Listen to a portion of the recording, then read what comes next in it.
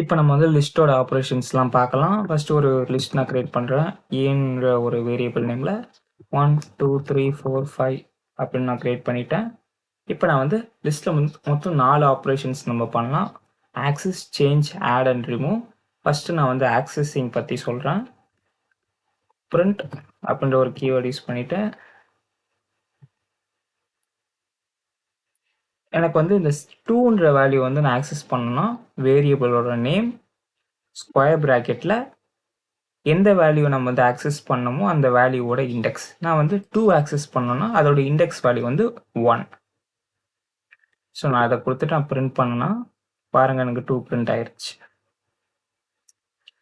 இல்லை எனக்கு வந்து இண்டிவிஜுவலாக நான் ஆக்சஸ் பண்ணாமல் ஒரு குரூப்பாக நான் ஆக்சஸ் பண்ணோம். லைக் 2லேருந்து 4 வரையும் நான் வந்து பிரிண்ட் பண்ணோன்னா ஸ்டார்டிங் இண்டெக்ஸ் செமிகாலன் எண்டிங் இண்டெக்ஸுக்கு அடுத்த இண்டெக்ஸை கொடுக்கணும். இப்போ எனக்கு வந்து 4 வரையும்னா 5th இண்டெக்ஸ் தரணும். 1 0 1 2 3 4. ஸோ 4 பாருங்க 2 3 4 பிரிண்ட் ஆயிருச்சு. இல்லை எனக்கு கடைசி வரையும் பிரிண்ட் ஆகணும்னா எண்டிங் இண்டெக்ஸை காலியாக விட்டுருங்க.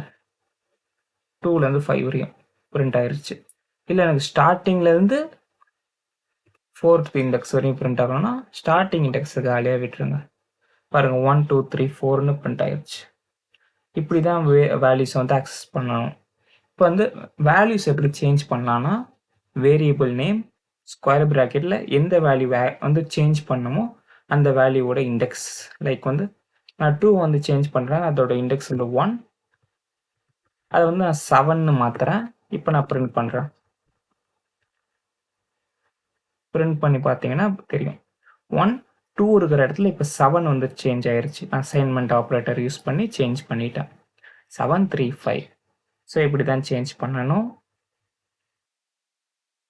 இல்லை நான் ஒரு குரூப் ஆஃப் வேல்யூஸை சேஞ்ச் பண்ணோன்னா ஸ்டார்டிங் இண்டெக்ஸ் எண்டிங் இண்டெக்ஸ் கொடுத்துட்டு நான் இப்படி போட்டு பிரிண்ட் பண்ணுறேன். பண்ணுங்க.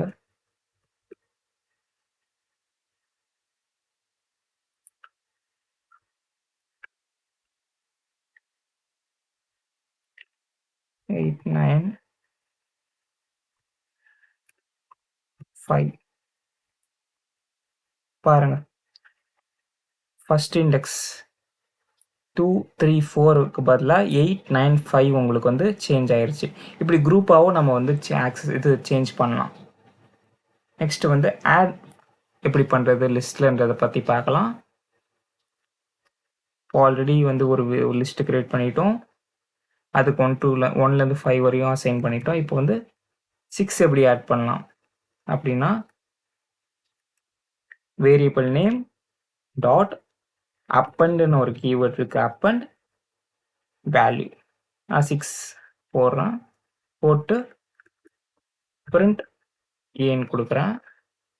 இப்போ பிரிண்ட் பண்ணி பார்த்தீங்கன்னா தெரியும் 1லேருந்து 6 வரையும் 6 வந்து இந்த லிஸ்ட்குள்ளே ஆட் ஆயிருச்சு. அப்பண்ட்ன்றது இந்த லிஸ்ட் லாஸ்ட்ல வந்து ஆட் பண்ணும். இல்லை எனக்கு வந்து ஒரு ஸ்பெசிஃபிக்கான இடத்துல நான் வந்து ஆட் பண்ணோன்னா அதுக்கு ஒரு கீவேர்ட் இருக்கு. அதுதான் இன்சர்ட். இன்சர்ட் இதில் வந்து 2 வேல்யூ கொடுக்கணும். ஒன்று வந்து இண்டெக்ஸ், எந்த இண்டெக்ஸை சேஞ்ச் பண்ணணுமோ அந்த இண்டெக்ஸ்.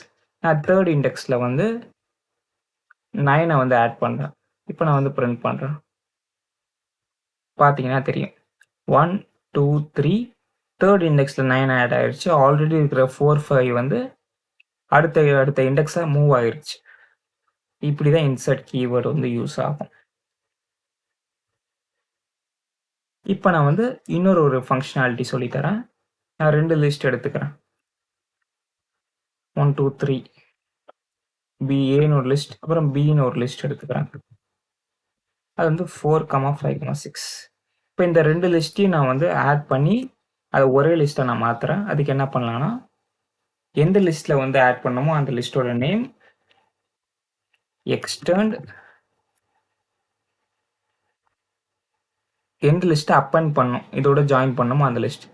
ஏ லிஸ்ட்டுக்குள்ளே பி லிஸ்ட்டை நான் வந்து அப்பன் பண்ணுறேன். அப்பன் பண்ணிவிட்டு நான் ஏ லிஸ்ட்டை பிரிண்ட் பண்ணேன்னா பாருங்கள் 1லேருந்து 6 வரையும் பிரிண்ட் ஆயிருச்சு. இதுவே நான் பிஏ பிரிண்ட் பண்ணேன்னா பி வந்து 4 5 6 தான் இருக்கும். ஏன்னா நம்ம வந்து ஏல தான் பியை நம்ம வந்து ஆட் பண்ணியிருக்கோம். இதுதான் எக்ஸ்டெண்ட் கீவேர்ட்.